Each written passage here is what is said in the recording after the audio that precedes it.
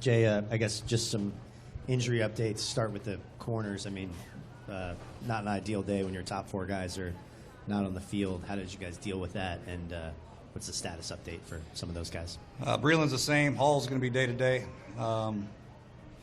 Who else? Culliver, he'll be day-to-day. And Emerson is getting close. You know, we just want to make sure he stayed out of contact today one more day. And we'll see how he's doing tomorrow. Those are the big four, obviously, in the secondary. Jerron Johnson has a hamstring. And it's just a matter of how they feel and if they think they can push through it or not. Right now we're just being probably cautious with them and making sure they get right. But, you know, the good thing is we're getting a look at some young guys and see what they can do. And, you know, I told them after the practice that, you know, with these injuries, they're unfortunate, but it's also fortunate for the guys to get some great reps and a great opportunity for some young guys to see what they can do, not only on defense but on special teams. So positive is we're looking at some new guys. The bad thing is these veteran guys that we're counting on aren't getting the reps, but we'll get them healthy, number one. What is the status? Let's see. Logan Paulson, Preston Smith. I think those are two new. Yeah, Logan has a big toe sprain and a little swollen. And, you know, Logan's one of the tougher guys on this football team. He wanted to fight through it, but I saw him limping around pretty good last night in the meeting, and we decided to hold him out and see if we can get some relief for him. And Preston had a little bit of a groin, and we're hoping he goes tomorrow. So those two guys will be they're close.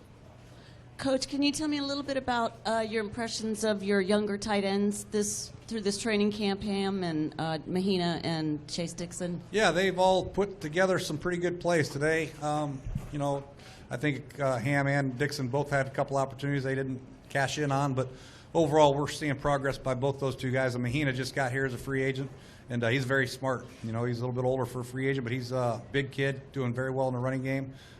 So, you know, like I said, you know, those tight ends, they're getting some great work. You know, Logan not being in there today, they were able to get some good work against their ones. So we'll see how that film looked, but I'm happy with where they're going.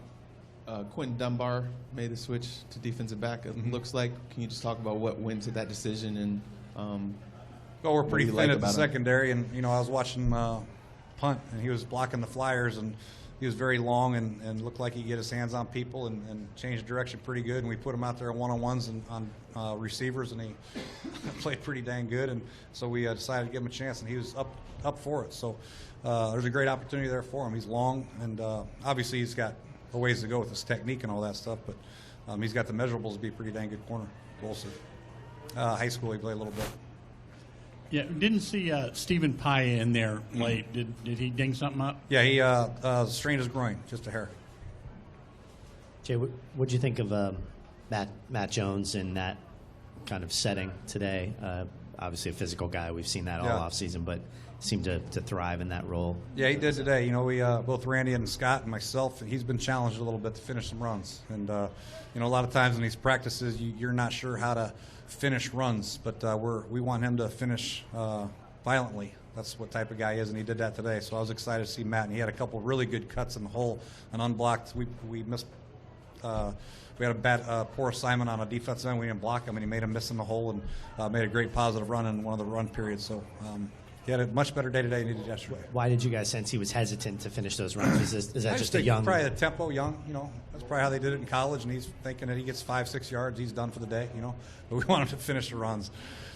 2 red zone drills to end the day. Both the first and the second scored touchdowns. Got to be happy about that. How do you use that to put confidence into both Griffin and McCoy?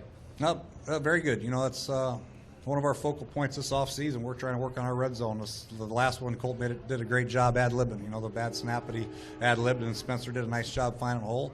The first one, Robert had great anticipation, and Pierre had a great finish on the fade. So there's tight windows down there. You got to have anticipation, and you have to have some luck, scramble drills, and finding windows. So, and I thought we had a nice run. Alfred had a nice run there on first down. We pounded it through there. He might have got to the one. So we're going to keep working on that. That's why these practices are so great, though. You get a chance to hone in on a situation every day, you know, and we're able to pick a couple plays in the red zone. That's work you may not get in a preseason game, so it's good for us. Frank Kearse, what was his status, do you know?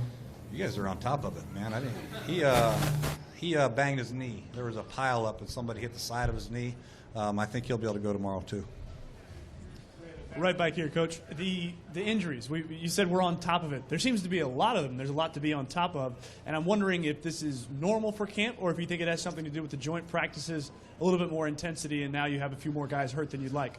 Yeah, you know, every year it seems, you know, sometimes you're very fortunate you don't have many, and sometimes it's like, you know, it's a bug. And right now we're having some issues with them, and Crowder, you know, had hurt his hamstring a little bit too. So we have some issues we just have to deal with them, and our training staff's got to be on top of them, the players got to be on top of them, and we got to be on top of the rehab.